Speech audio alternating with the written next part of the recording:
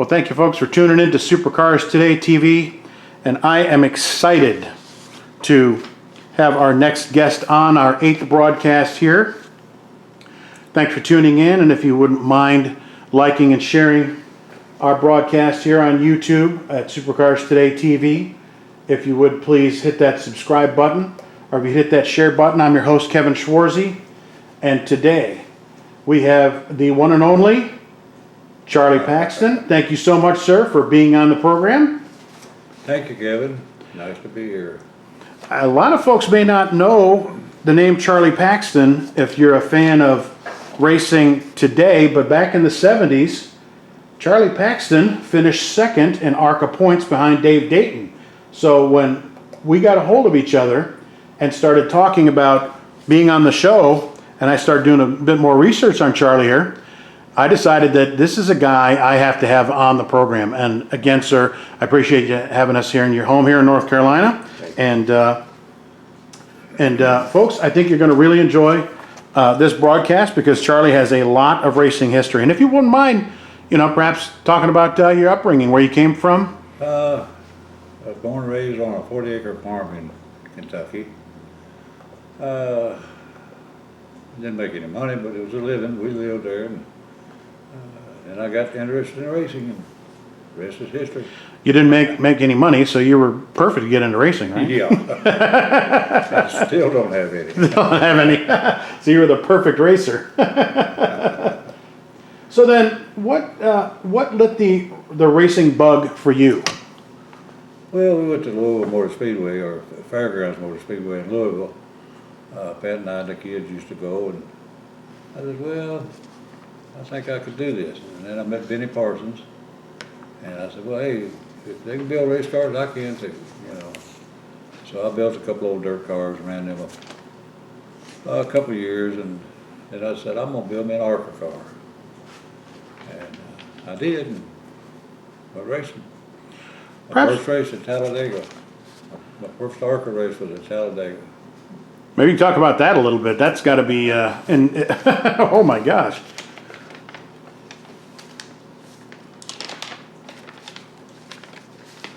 Because I would think running Talladega, your first ever race would be quite hairy. So maybe you can talk about that a little bit. It wasn't bad. Was that I'm sorry to interrupt you. Was that the race where the Superbird and the Daytona just come out and Ramo was kicking everybody's butt and John Markham made him remove the wing and the nose? I don't think so. This was it 89? Is that when the boycott was? 69, yeah. 69, yeah. 69, yeah, the boycott. Okay. For NASCAR. Yep. And they wanted us to stay and race. I said, nah, I'm not going to cross them boys, So I think we won $1,400, I think. I don't even know where we finished, probably 12th or 14th, somewhere around there, maybe. But then we came back. The next race was Tri-County Speedway in Westchester, Ohio. Half-mile dirt. I ran 8th, and I left my Talladega tires on there, and I didn't have dirt. I ran those. I didn't have any dirt tires, so I just ran what I had. Wow. I was reading an article the other day. It said at the end of, at the start of the race, I was mid-pack. Then I dropped to the back, and 50 laps I started passing cars. I didn't know how those boys were going to run on dirt. I said, well, I'm going to find out how they race them first, and I finished 8th. But we didn't win near as much money as we did at Talladega. I'll tell you that. Oh, I'm sure. If folks would take a look at the screen there, they'll see an advertisement for Please, Richard Petty, tell us how you won 200 races. This is a book that I wrote telling almost all of the King's race quotes, statistics, who started, who finished on the lead lap, how far back they were. It's almost 100 pages. It's $9.95, $3.95 shipping and handling. You can message us here at Supercars Today TV. You can message HIE Publishing at gmail.com, or you can look us up on Facebook if you'd like a copy of that. And we're here with our special guest, Charlie Paxton. And you brought up a name from Kentucky in that area that I think a lot of race fans would be intrigued to know about, and that's Harry Hyde. Maybe talk about your friendship with Harry Hyde. Yeah. I built a car, my first race car was a 55 Ford. And I didn't even have a welder. I had a torch, so I bolted everything on, you know. And I lived like 3 or 4 blocks from Harry's place, and I hung out there a lot. So I built that 55 Ford, and I didn't have an engine, so I bought a 57 Cadillac, convertible. I wish I had it now. But Right.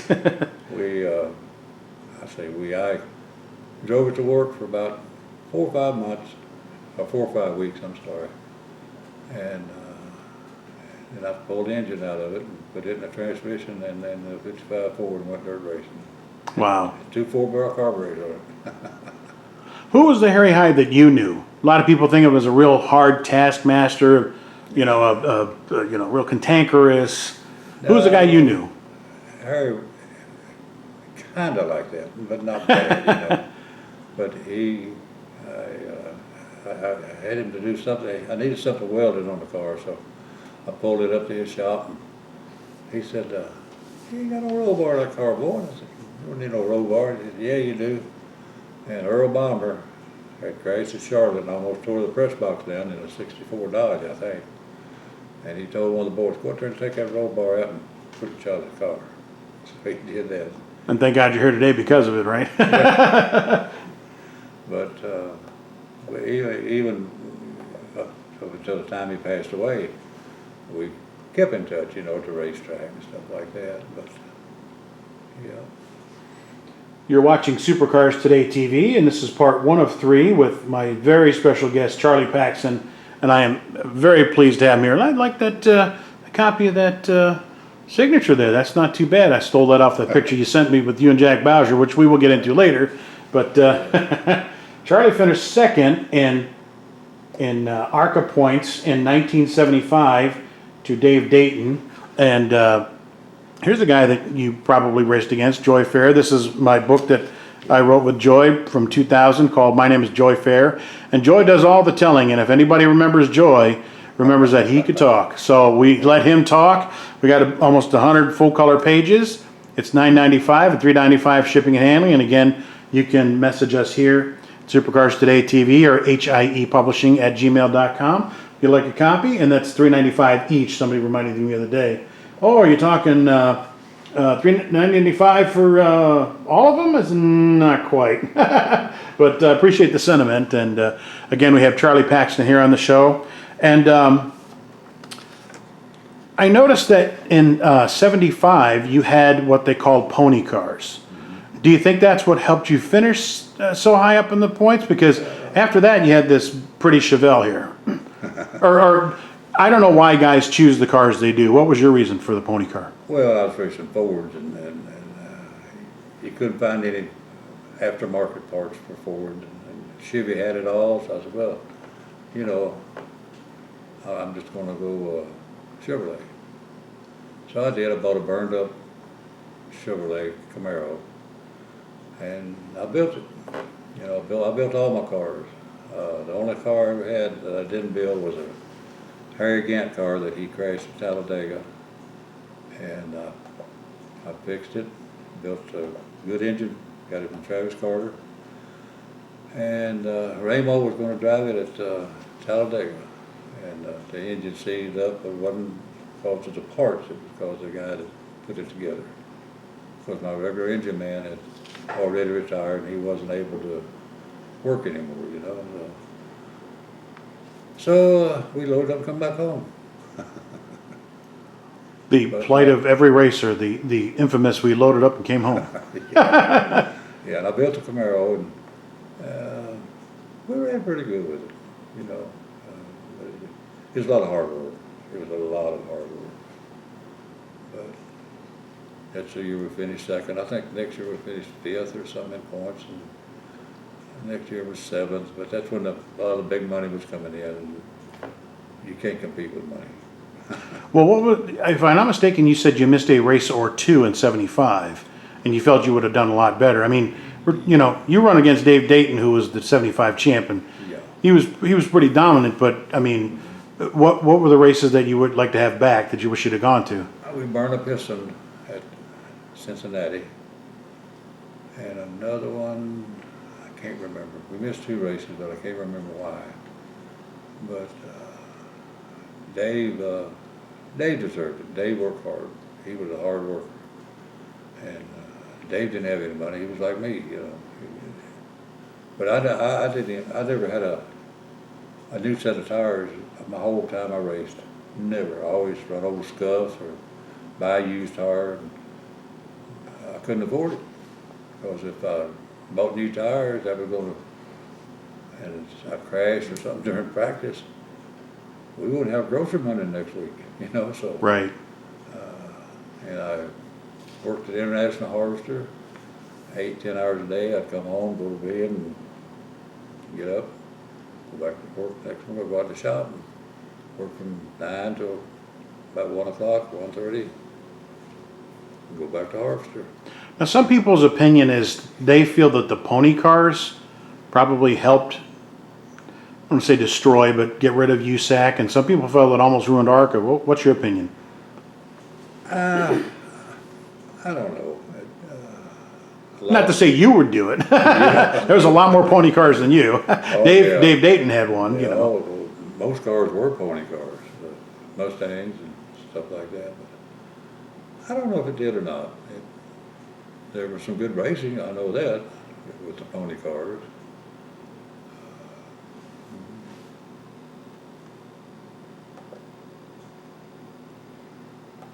Now, folks can see a copy of the cover of the ARCA Truck Series, Statistical, Informational, and Photographic History, and it's a book that we go ahead and wrote after the series ended in 2016. The introduction is by series creator Jim Clark, and the forwards are by former series directors Mike Hewer and Tom Cumbo, and this book is almost 300 pages. Excuse me. And full color, and not all of the points, but just about all of them. And if you'd like to get a copy of that, it is $19.95, and it's $5.95 shipping and handling. And again, if you'd like a copy of that, please get a hold of us. And I appreciate you, Charlie, for letting me get some shameless plugs in here for the things that help keep this show going.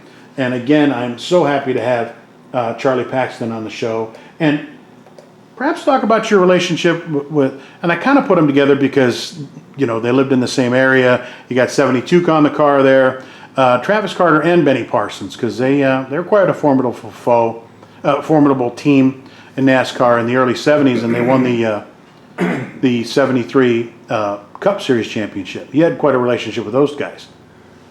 Yeah, I got to know Benny at, going to Salem, I guess. And then we just got to be good friends. And when he came down here in 1970, 71, I bought his old car hauler. And that old car hauler, excuse me, had a 60 Ford C600. I don't know how many miles it had on it, but it was a good truck. We used it, I just sold it 3 years ago. I had it for 40 years. Oh, wow. And it was still running. Oh, wow. And Travis, I got to know Travis right after he went to work for Benny, or LG DeWitt. And we became good friends, and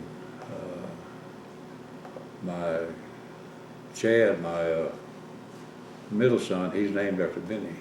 And Bo Travis, my youngest son, is named after Travis Carter. Okay. Wow. Okay. Have you seen Travis lately? Pardon? Have you seen Travis lately? Not recently. I talked to him every couple of months, you know. But Thanks everyone for watching Supercars Today TV here, as we have our special guest Charlie Paxton, who finished second in ARCA points in 1975. And I must ask you, I never met the man, but since I come from the Detroit area, I went to Flat Rock many times, as I'm sure you did. oh, yeah. Right, because that's a lot of, they ran a lot at Flat Rock. But John Markham, maybe talk a little bit about Johnny Markham. John was a good guy. He always called us his boys. He'd tell them it was cuckoo, and a lot of the NASCAR people would come into Daytona and Talladega and make the big races, you know. So we had to compete with them too. But I don't know. John was a good guy. He helped me a lot. He did. He'd help me with gears because he had to deal with Richmond gear, and he helped us quite a bit. Do you have any of those old silver dollars he would hand out at all? A lot of people still tell me to this day they still have them. I don't, but I'm sure a friend of mine in Kentucky, he's got one that I'll get into it later on when we go to Talladega deal.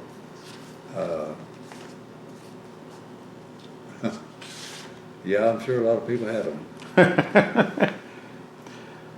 On the screen now you'll see a copy of the 1992 ARCA Supercar Series book. And, you know, sometimes you have these things that are saved up. You can see Bobby Bowsher on the screen there after he won the 92 Springfield race. And this will segue into me talking about the Bowshers here in a second, because I know you have quite a history with Jack and Tom. But we decided to write a book on the season. It was a classic Ford Chrysler duel with Bobby and Bob Keselowski. And it's almost 300 pages, full color. I don't like to call anything exhaustive because you can't think of everything, but pretty close to exhaustive. Points from every race, car owners, who drove what was the color scheme. So anybody that's fighting out over that out there in social media land, this is the book that will solve at least that season, which is the 1992 ARCA Supercar Series book. Look back at one of the greatest ARCA seasons on record, and it's 1995 and $5.95 each copy. They're spiral. This and the ARCA Truck Series book are spiral bound because I wanted to make sure that you didn't lose that inside where the you lose some of that information on the fold. So that's why I produce those books like that. I just wanted people to be able to catch everything and see every picture. And it's probably easier to scan open and give anybody any ideas there. But I am here in the home of Charlie and Pat Paxton. Appreciate you folks having us here. And you and I talked, the initial phone call we had was about the book I wrote on the Bowshers. And you go back a long way with Tom and Jack and Gary. I don't know if we got enough time here in the rest of the day to talk about those guys, but it's quite a history, I'm sure. Yeah, Tom and I were good friends. I think he felt sorry for me because at the time I was racing Fords, and I showed up at the next track up in Pennsylvania. Still had my Talladega tires on there, you know. He said, "Can't you ain't got no dirt tire car?" I said, "No, I don't have any dirt tires." "Well, you're gonna have some." So he brought me 4 used tires. And wow. But yeah, he and Jack and I always got along, you know. What I liked about Jack and Tom, they tell you what they thought. Absolutely. Yeah, Tom, he and Carol, they would stay at our house when we were in any place around Kentucky or that area, you know. And that was something to see that blue #1 pull in the driveway, back up in the driveway. Now, were you there with Tom during most of the '71 season, or you know, you witnessed most of that, I'm sure? Oh yeah. I was racing with him. Right. Yeah, and I think it was Kilcare or someplace up north, I don't know. But he came in and said his oil pan was leaking. I said, "Well, let's fix it." He said, "Oh, you can't fix it." So we gonna load it up. I said, "Let me look, Tom, see if I can fix it." So I got up in there and I said, "Drain the oil out of it." He drained the oil out, and I took some gas and squirted on it, cleaned the crack real good. It had about a 2-inch crack in it. And I got took air hose and blowed it out, and then I put some silicone on it. I said, "Now go win the race." He did. Not surprised at Tom Bowsher. Yeah. And then you were there, you were around for the, I don't believe I found a picture of it, but you and Andy Hampton, when Andy Hampton won, I believe, the '72 ARCA race, you said you were in victory lane. Yeah. I don't think I raced in, yeah. Tom stood outside. Of course, Tom had been barred over a deal at the Kill Care. Barred for life, which I thought was kind of bad. But anyway, he stood outside the racetrack and told him what to do with the race car at Daytona. And Andy run off and left the man. Which that was the second time that car won a race at Daytona by another driver. And it was good to see Uncle Tom come back to the track in the 90s there, because he and I would talk quite a bit when he did come. It was good to see him. And I believe he passed away, what, 10 years ago, I believe? About 10, 15? Well, about 10 years. I met him. I went to Bill Kimball's, Frank Kimball, when Frank was driving. I was over at Charlotte, and I walked in there down to see Frank, and somebody said, two guys, Bill Kimball, Big Bill, sitting on a bench. The guy sitting next to him. He said, "Do you know who I am?" I said, "Look at him. Big old beard, you know." "Oh, man," he said, "many times I stayed at your house." I have to give that Ohio accent, you know. I said, Tom Bowder. And he hugged me, and it was pretty deep.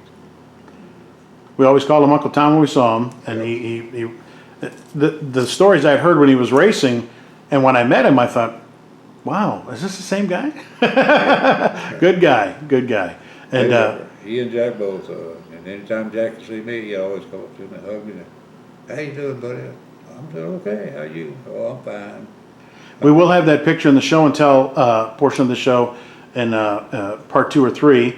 With you and Jack standing together. But here's the book that Bobby and I wrote recently called Bowsher Ride of a Lifetime. It is 116 pages. Bobby got a hold of me and said he wanted to do a book, and I said, let's do it. So we did. It's a full color pages, chock full of pictures. Bobby does almost all the telling. It's a $9.95 per copy and $3.95 shipping and handling, and I know you got yourself a copy. Yep. And how'd you enjoy it? How'd you enjoy it? It was good. Was we pretty accurate? Yeah. Okay. Yeah. That's a good thing. We passed the test of the person that was there. I'm very happy. I'm your host, Kevin Schwarze, here at Supercars Today TV, and we're here with Charlie Paxton, who finished second in ARCA points, and this is the end of segment 1, part 1 of 3, and folks, we ask you to tune back in for parts 2 and 3, and those will be the parts that are called show and tell. We've got lots of photos we want Charlie to talk about, and we appreciate you tuning in. And Charlie, thanks for having us for part 1. Thank you.